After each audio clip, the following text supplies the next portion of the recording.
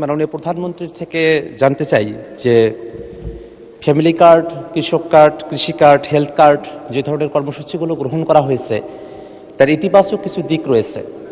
জানার বিষয় হলো যে ঠিক কতজন ব্যক্তিকে বা পরিবারকে এই কার্ডগুলোর আওতায় নিয়ে আসা হবে, তাতে কতটুকু বাজেট বরাদ্দ করা হবে এবং সেই বাজেট বরাদ্দ সমন্বয় করতে গিয়ে মূল্যস্ফীতি, মুদ্রাস্ফীতির মতো পরিবেশ পরিস্থিতি তৈরি হওয়ার মতো পরিস্থিতি তৈরি হয়, সেটার ব্যাপারে সরকারের পরিকল্পনা কি? আপনার মাধ্যমে মাননীয় প্রধানমন্ত্রীর কাছে সে ব্যাপারে জানতে চাই।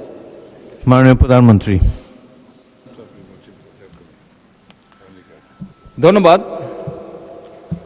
মাননীয় সংসদ সদস্য।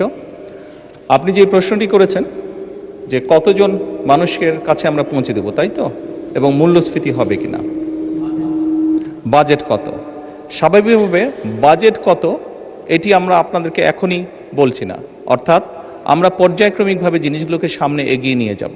আমাদের এক একটি কৃষক কার্ড এবং এক একটি ফ্যামিলি কার্ডে আমরা রেখেছি কৃষক কার্ড যারা পাবেন সেই সকল কৃষক ২৫০০ টাকা পাবেন বছরে, এবং ফ্যামিলি কার্ডে যারা পাবেন তারা সে সকল নারী প্রতি মাসে ২৫০০ টাকা পাবেন।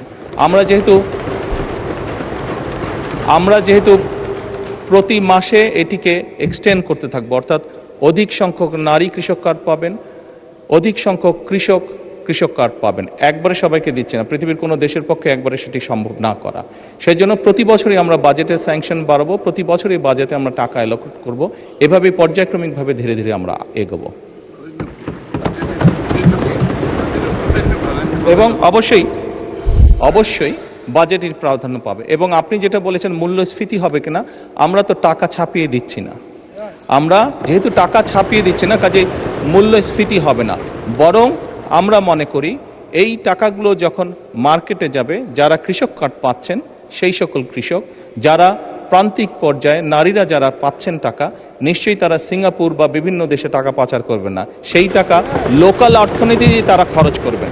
এবং একজন নারী স্বাভাবিকভাবে সেটি তার সন্তানের লেখাপড়ার পিছে খরচ করবেন, অথবা সেটি তার সন্তান বা পরিবারকে একটু ভালো খাবারের ব্যবস্থা করবেন, অথবা তিনি লোকালি কোনো ছোট ব্যবসা প্রতিষ্ঠান গড়ে তুলবেন।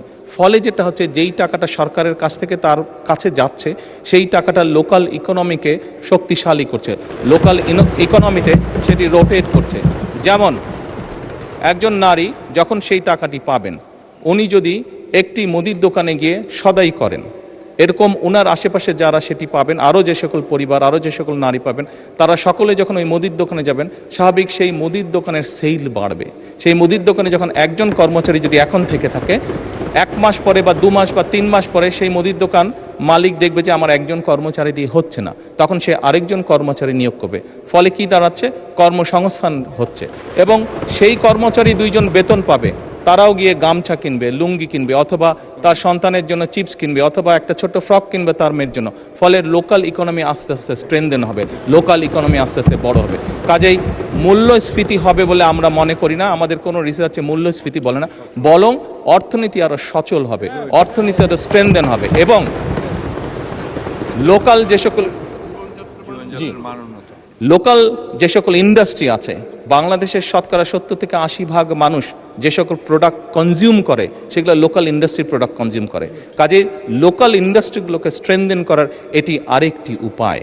এবং তার ফলে যেটি হবে, সামগ্রিকভাবে ডিপ্রাইভ যে সকল মানুষ আছে, আমি বলছি না যে আগামী 6 মাসের মধ্যে এটি হবে, তবে ইনশাল্লাহ 3 থেকে 5 বছরের মধ্যে আপনি যে পরিবর্তনটি দেখবেন, যারা প্রান্তিক গোষ্ঠীর মানুষ, তাদের জীবনযাত্রার মান ইনশাল্লাহ অনেক উন্নত হবে।